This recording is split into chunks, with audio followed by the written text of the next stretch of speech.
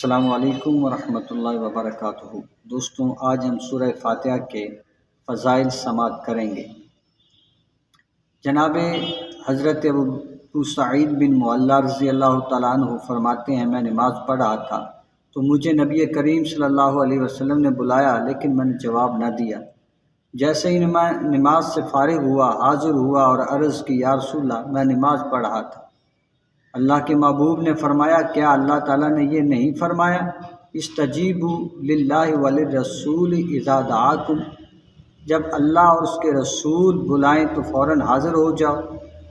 پھر فرمایا، کیا میں تمہارے مسجد سے نکلنے سے پہلے قرآن کریم کی عظیم صورت نہ سکھاؤں؟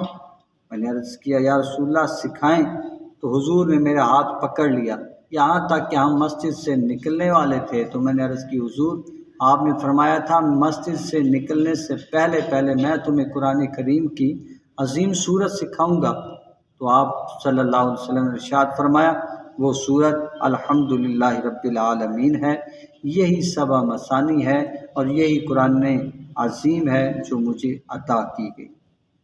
دوسری حدیث پاک حضرت عبداللہ بن عباس رضی اللہ تعالیٰ عنہما فرماتے ہیں، ایک فرشتہ آسمان سے نازل ہوا اور اس نے سید المرسلین صلی اللہ علیہ وآلہ وسلم کی بارگاہ میں سلام عرض کیا اور آپ کو خوشخبری سنائی کہ آپ کو ان دو نوروں کی بشارت ہو جو آپ کے علاوہ کسی نبی کو عطا نہیں کیے گئے، اور عرض کی، یا رسول اللہ، وہ ایک سورہ فاتحہ ہے اور دوسرا سورہ بقرہ کی آخری آیتیں ہیں۔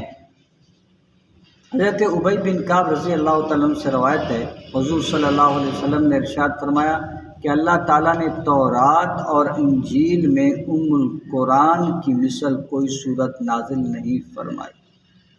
چوتھی حدیث پاک حضرت عبد الملک بن عمیر رضی اللہ تعالیٰ عنہ سے روایت ہے، نبی کریم صلی اللہ علیہ وآلہ وسلم نے ارشاد فرمایا، سورہ فاتحہ ہر مرض کے لیے شفا ہے۔